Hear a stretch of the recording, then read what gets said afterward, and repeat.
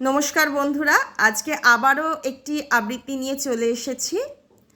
আজকে যে কবিতাটি নিয়ে এসেছি, যে আবৃত্তিটি নিয়ে এসেছি, এটি আমার ব্যক্তিগতভাবে ভীষণ পছন্দের এবং আমার মনে হয় আপনাদের অনেকেরই খুব প্রিয় একটি কবিতা। কবিগুরু রবীন্দ্রনাথ ঠাকুরের হঠাৎ দেখা। রেলগাড়ির কামরায় হঠাৎ দেখা, ভাবিনি সম্ভব হবে কোনো দিন। আগে ওকে বারবার দেখেছি, লাল রঙের শাড়িতে ডালিম ফুলের মতো রাঙা। আজ পরেছে কালো রেশমের কাপড়, আঁচল তুলেছে মাথায় দোলন চাপার মতো চিকন গৌর মুখখানি ঘিরে।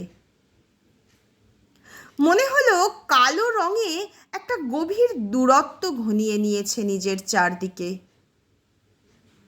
যে দূরত্ব সর্ষে ক্ষেতের শেষ সীমানায়, শালবনের নীলাঞ্জনে। থমকে গেল আমার সমস্ত মনটা। চেনা লোককে দেখলেম অচেনার গাম্ভীর্যে। হঠাৎ খবরের কাগজ ফেলে দিয়ে আমাকে করলে নমস্কার। সমাজবিধির পথ গেল খুলে, আলাপ করলেম শুরু, কেমন আছো, কেমন চলছে সংসার ইত্যাদি। সে রইল জানলার বাইরের দিকে চেয়ে, যেন কাছের দিনের ছোঁয়াচ পার হওয়া চাহনিতে। দিলে অত্যন্ত ছোট দু একটা জবাব, কোনোটা বা দিলেই না। বুঝিয়ে দিলে হাতের অস্থিরতায়, কেন এসব কথা, এর চেয়ে অনেক ভালো চুপ করে থাকা। আমি ছিলাম অন্য বেঞ্চিতে ওর সাথীদের সঙ্গে। একসময় আঙুল নেড়ে জানালে কাছে আসতে, মনে হলো কম সাহস নয়। বসলুম ওর এক বেঞ্চিতে। গাড়ির আওয়াজের আড়ালে বললে মৃদুস্বরে, কিছু মনে করো না।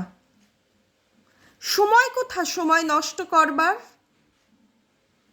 আমাকে নামতে হবে পরের স্টেশনেই। দূরে যাবে তুমি, দেখা হবে না আর কোনো দিনই। তাই যে প্রশ্নটার জবাব এত কাল থেমে আছে, শুনবো তোমার মুখে। সত্য করে বলবে তো?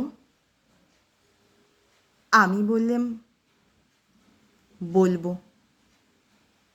বাইরের আকাশের দিকে তাকিয়েই শুধালো, আমাদের গেছে যে দিন, একেবারেই কি গেছে?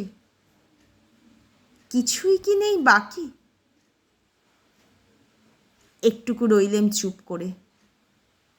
তারপর বললেম, রাতের সব তারাই আছে দিনের আলোর গভীরে। খটকা লাগলো, কি জানি বানিয়ে বললেম নাকি। ও বললে, থাক, এখন যাও ওদিকে।